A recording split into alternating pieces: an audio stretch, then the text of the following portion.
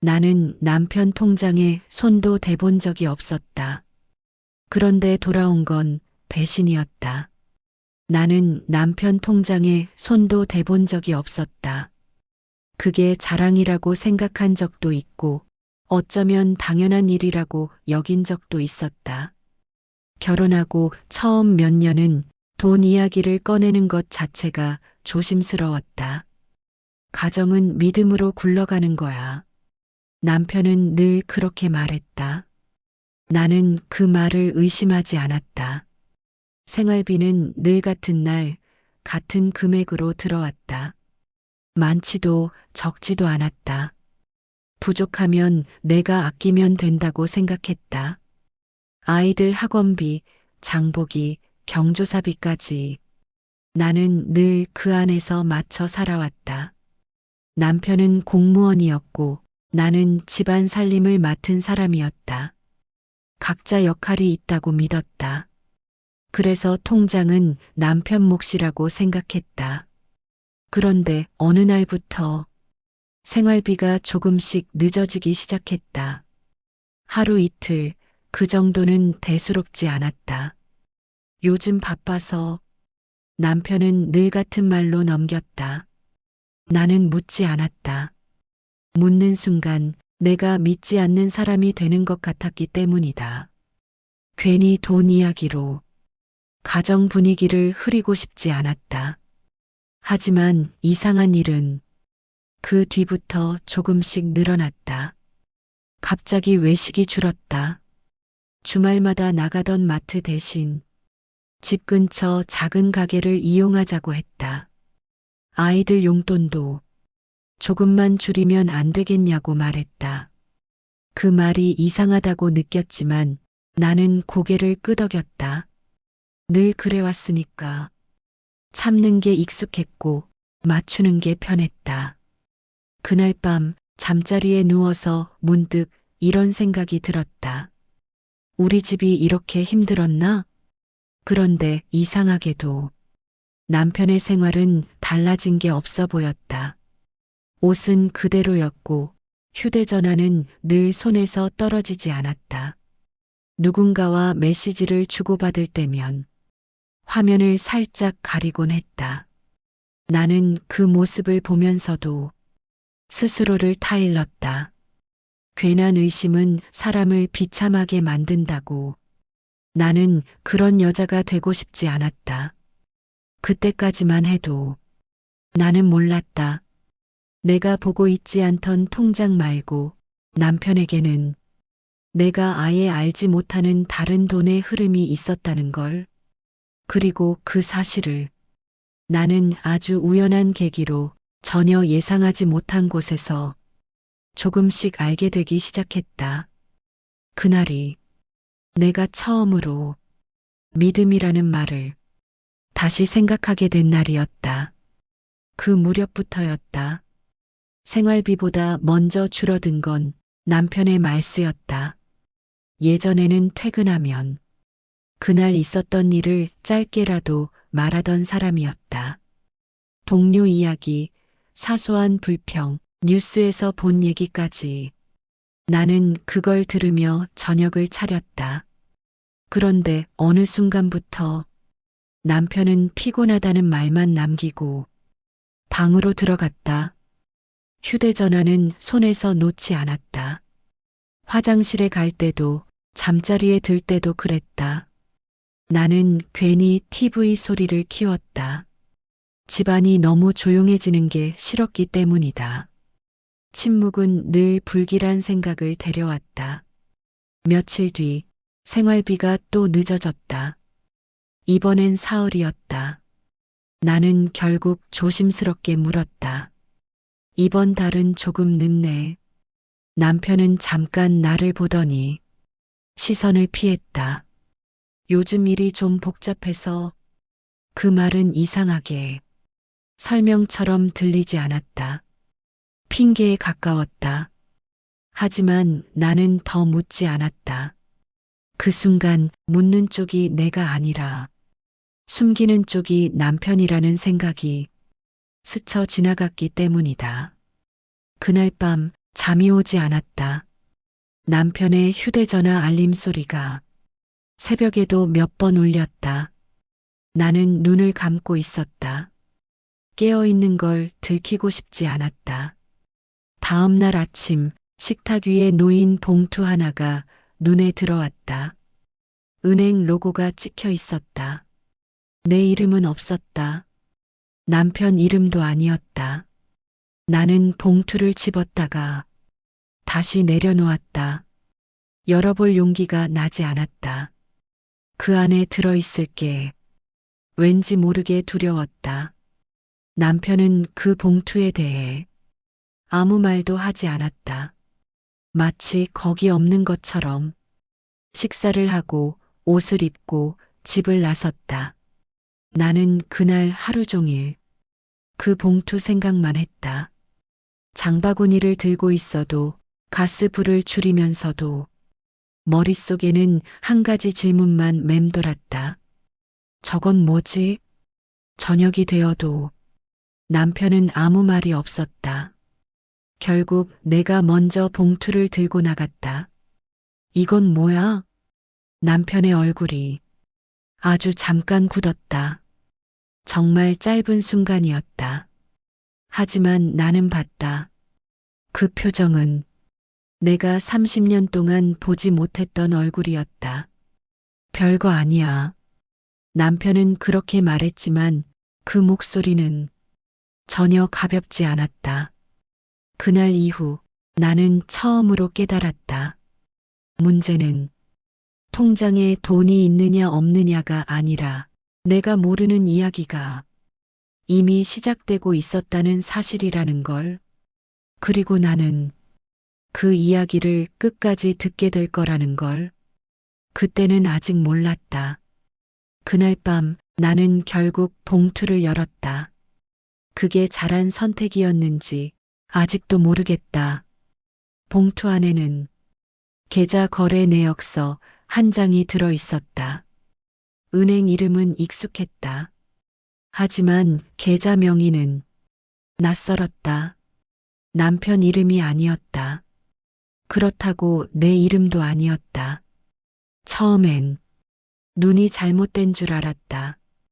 다시 한번 천천히 읽어 내려갔다. 분명히 처음 보는 이름이었다. 그 순간 머릿속이 하얘졌다. 사람이 정말 놀라면 소리가 안 난다는 걸. 그때 처음 알았다. 나는 남편을 불렀다.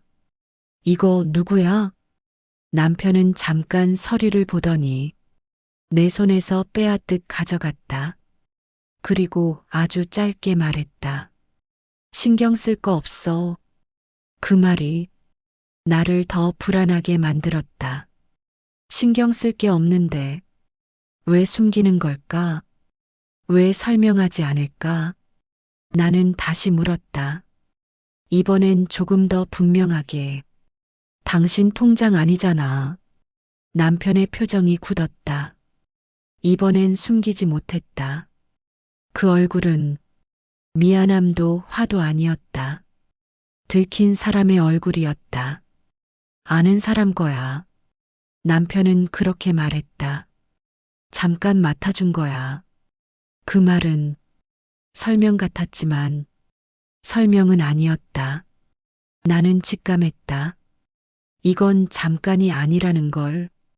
그날 이후 나는 남편의 말보다 숫자를 보기 시작했다. 거래 내역 날짜, 금액, 반복되는 패턴, 월초마다 빠져나가는 돈, 그리고 내가 받던 생활비와 비슷한 금액. 그제야 이상한 연결이 됐다. 우리 집에서 줄어든 돈이 어디로 갔는지 나는 아무 말도 하지 않았다. 확인되지 않은 의심은 입 밖으로 내지 않기로 스스로 약속했다. 하지만 그날 밤 거울 속 내 얼굴을 보며 처음으로 이런 생각을 했다. 나는 지금까지 무엇을 믿고 산 걸까? 그리고 그 질문은 곧 더 무서운 질문으로 바뀌었다. 나는 정말 아무것도 몰랐던 걸까? 아니면 알고도 모른 척 했던 걸까?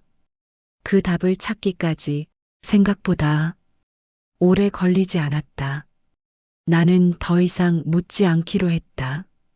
말로 확인하면 되돌릴 수 없을 것 같았기 때문이다. 그래서 대신 남편을 보기로 했다. 퇴근 시간이 달라졌다. 예전엔 늘 비슷한 시각에 돌아오던 사람이 요즘은 날마다 달랐다. 회의, 회식, 약속.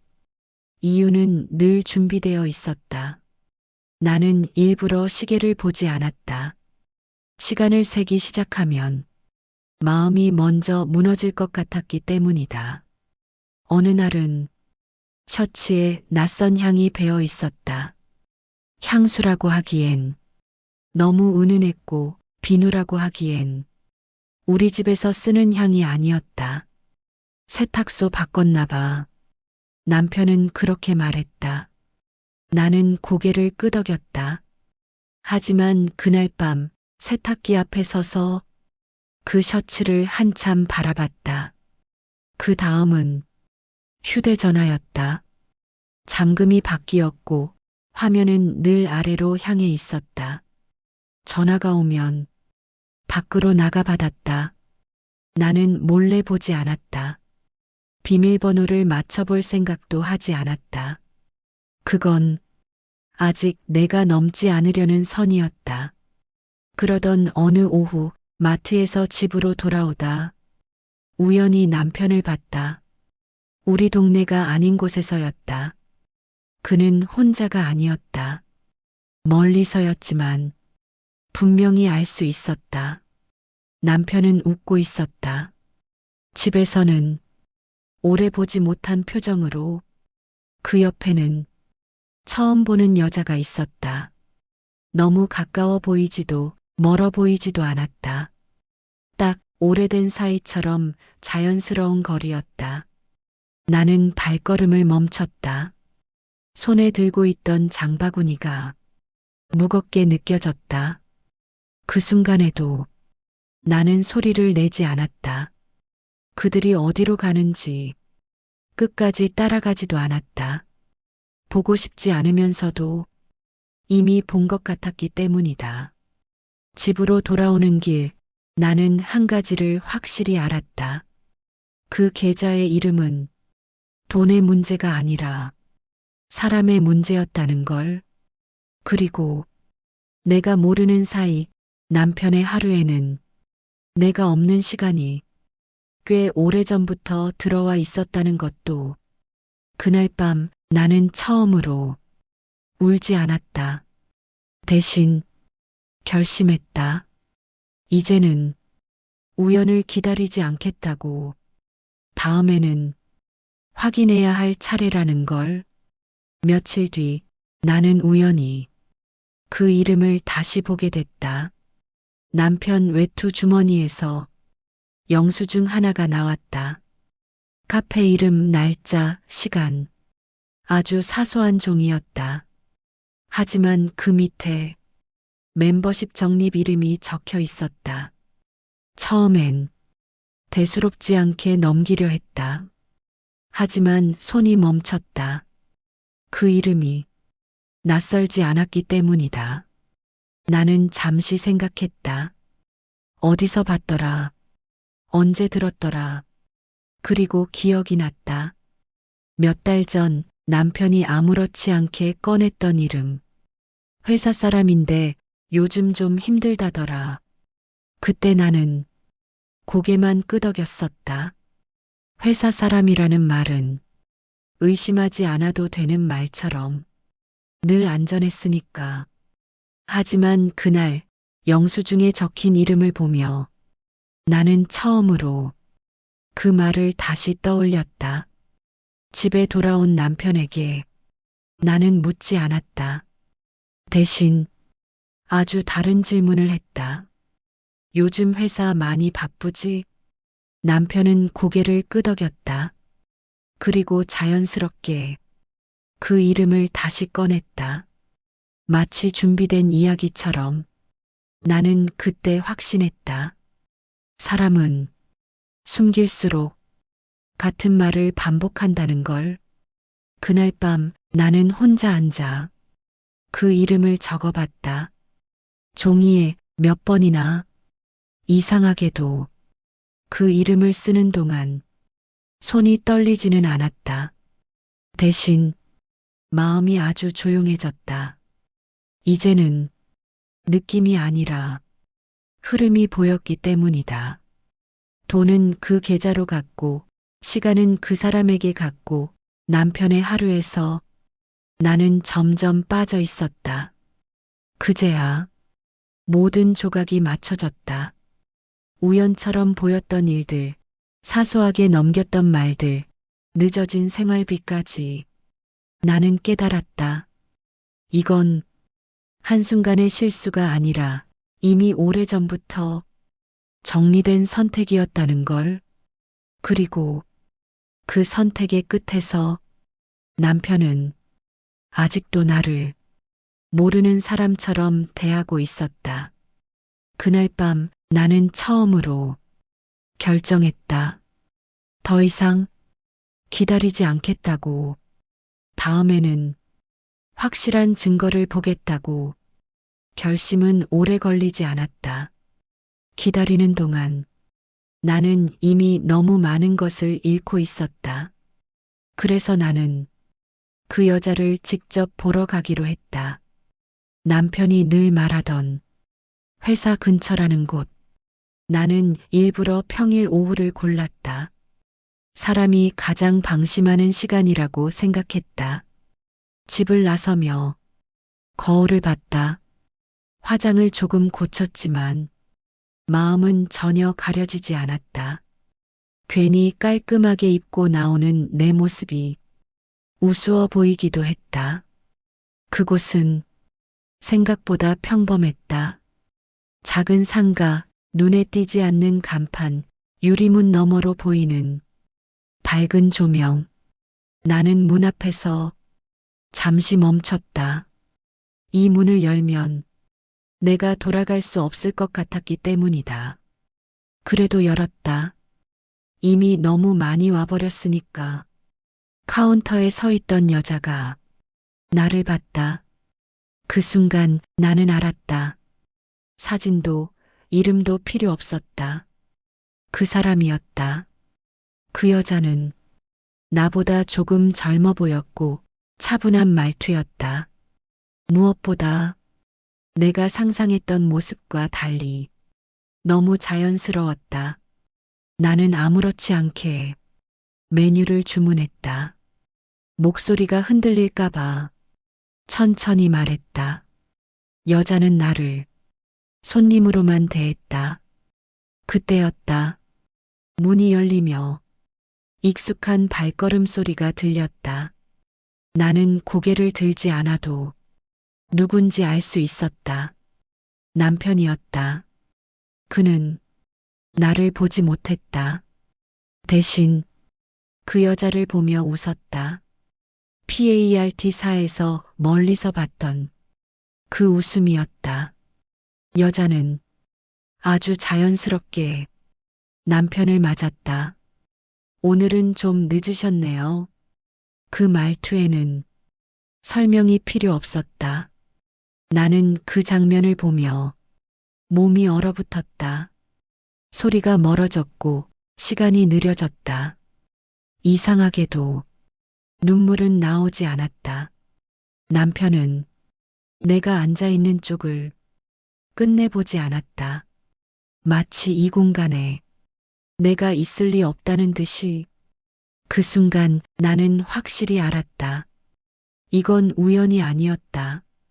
내가 모르는 사이에 그들은 이미 일상이 되어 있었다. 나는 커피를 남겼다. 계산대 앞에서 여자와 눈이 마주쳤다. 그 여자는 아무것도 모르는 표정이었다. 아니, 모르지 않았을지도 모른다. 문을 나서며 나는 한 가지를 느꼈다. 배신보다 더 아픈 건 내가 완전히 빠진 자리에서 이미 다른 일상이 돌아가고 있었다는 사실이었다. 집으로 돌아오는 길, 나는 처음으로 다음 단계를 생각했다.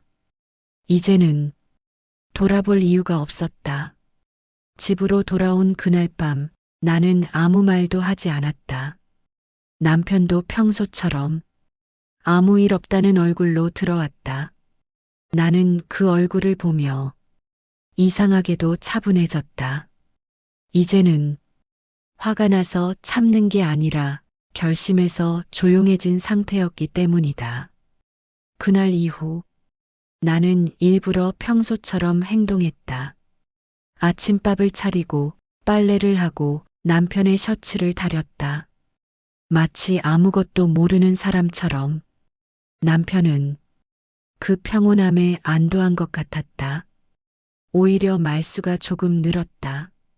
사람은 의심받지 않는다고 느낄 때 가장 방심한다는 걸 그때 알았다. 나는 메모를 하기 시작했다.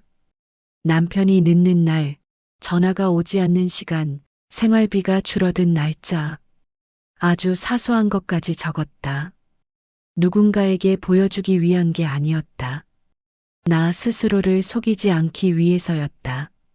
어느 날 남편이 샤워를 하는 동안 탁자 위에 놓인 휴대전화를 보았다. 잠금 화면에 메시지 알림이 떴다. 이름은 저장되지 않은 번호였다. 나는 보지 않았다. 대신 그 시간과 날짜를 적었다. 며칠 뒤 그 번호와 같은 시간대에 남편이 늦었던 날들이 메모 속에서 겹치기 시작했다. 그때 처음으로 이 생각이 들었다. 이건 감정이 아니라 패턴이구나. 나는 은행에 갔다.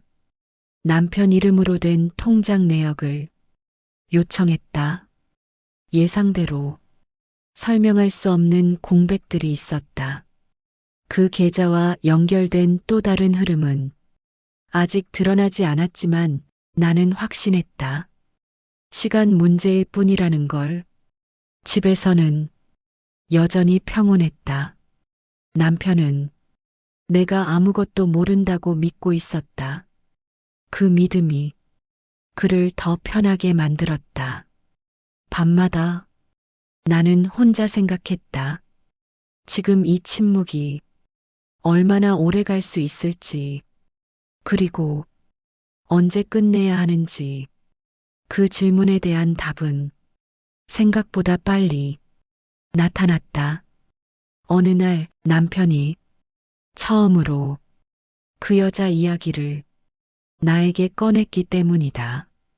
남편이 먼저 그 여자의 이야기를 꺼낸 건 아주 아무렇지 않은 순간이었다.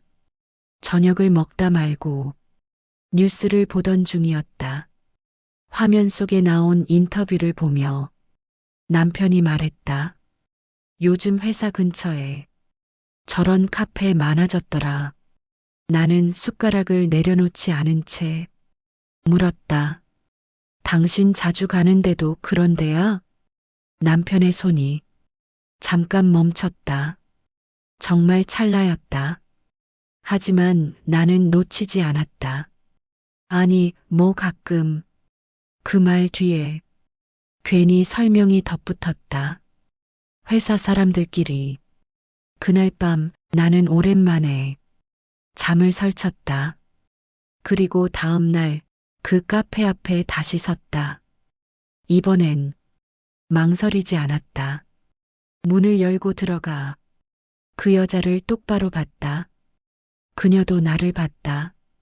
우리는 아무 말도 하지 않았다.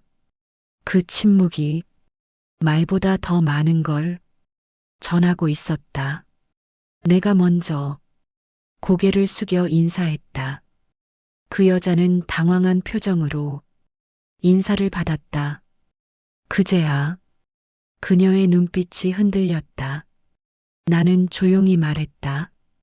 저 혹시 이종철 씨 자주 오시죠? 그 여자는 대답하지 못했다. 아니, 대답할 필요가 없었다. 그 침묵이 이미 답이었다. 잠시 후 그녀가 말했다. 아주 낮은 목소리로. 그분이 말씀은 좀 하셨나요? 그 한 문장이 모든 걸 끝냈다. 그녀는 내 존재를 알고 있었다. 나는 그녀의 존재를 이제야 알았고 그 순간 이 모든 일이 남편 혼자만의 거짓말이 아니라는 걸 확실히 알았다. 나는 더 묻지 않았다. 울지도 않았다. 그럴 필요가 없었다. 가게를 나서며 나는 마지막으로 그 여자를 돌아봤다.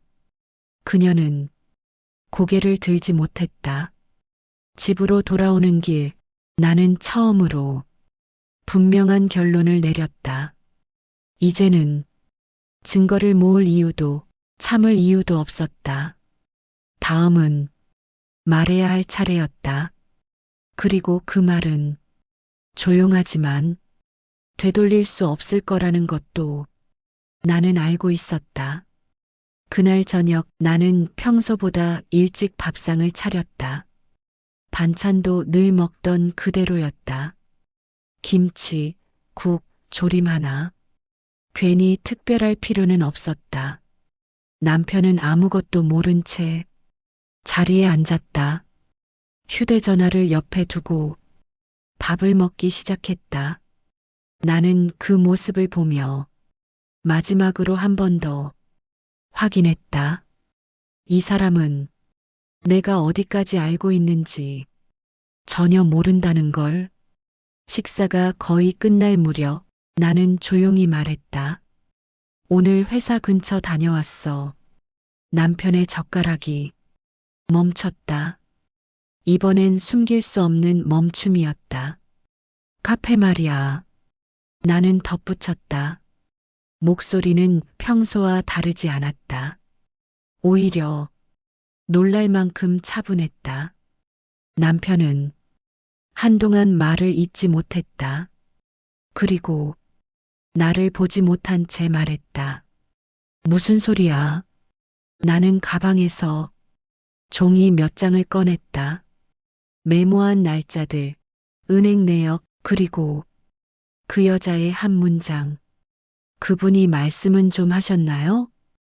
그 문장을 나는 그대로 읽어 내려갔다. 남편의 얼굴이 점점 굳어갔다. 이제 와서 변명할 필요 없어. 나는 말을 이었다. 이미 다 맞아떨어졌어. 남편은 뒤늦게 말을 꺼냈다. 그게 내가 생각하는 그런 건 아니야. 나는 고개를 저었다. 그 말, 당신이 나한테 한 말 중에 가장 오래된 말이야. 그제야 남편의 표정이 무너졌다. 화도 당당함도 아니었다. 그건 모든 게 들킨 사람의 얼굴이었다. 나는 더 이상 묻지 않았다. 사과도 요구하지 않았다. 설명도 필요 없었다. 대신 아주 분명하게 말했다. 이제 이 집에서는 당신과 같은 방식으로 살 수 없어. 그 말이 이야기의 끝이었다. 그날 밤 나는 방으로 들어가 짐을 정리하지 않았다. 아직 떠날 준비가 아니라 떠날 결심만 하면 되었기 때문이다. 남편은 아무 말도 하지 않았다. 그 침묵이 그의 마지막 대답이었다. 그리고 나는 알았다. 이제 남은 건 선택이 아니라 실행이라는 걸. 집을 나오는데 짐은 많지 않았다. 계절 옷 몇 벌과 오래된 가방 하나. 이상하게도 아쉬움은 없었다. 문을 나서기 전 나는 집안을 한번 둘러봤다. 수십 년을 살았지만 정작 내 흔적은 많지 않았다. 늘 누군가에게 맞춰 살았으니까. 현관문을 닫는 순간 가슴이 답답해졌다. 하지만 그 답답함은 슬픔이 아니라 오랫동안 눌려있던 숨이 이제야 올라오는 느낌이었다. 밖으로 나오자 공기가 달랐다. 아무도 나를 보지 않았고 아무도 나에게 설명하라고 하지 않았다. 그날 밤 작은 방에 누워 천장을 바라봤다. 낯선 곳이었지만 마음은 이상하게 편했다. 누군가의 눈치를 보지 않고 불을 끄는 게 이렇게 편한 일인 줄 처음 알았다. 며칠 뒤 남편에게서 전화가 왔다. 받지 않았다. 문자도 읽지 않았다. 미움 때문이 아니었다.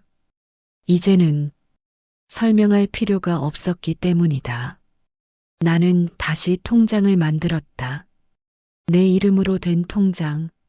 처음 찍힌 잔액은 크지 않았다. 하지만 그 숫자를 보며 나는 웃었다. 이 돈은 누구의 허락도 필요 없고 누구에게 숨길 필요도 없었다. 아침마다 혼자 밥을 먹었다. 김치 하나로도 충분했다. 누군가의 입맛을 맞추지 않아도 밥은 먹을 수 있다는 걸 그제야 알았다. 가끔 문득 생각이 났다. 내가 그렇게까지 참을 필요가 있었을까? 하지만 그 질문에 오래 머물지 않았다. 중요한 건 지금의 나였다. 나는 실패한 아내가 아니다. 불쌍한 사람도 아니다. 늦게라도 내 이름으로 살기 시작한 사람일 뿐이다. 이 이야기가 누군가에게 용기를 주지 않아도 괜찮다. 다만 이런 삶도 있다는 걸 알려줄 수 있다면 그걸로 충분하다. 나는 오늘도 조용히 숨을 쉰다. 누군가의 통장이 아닌, 누군가의 하루가 아닌 내 삶 속에서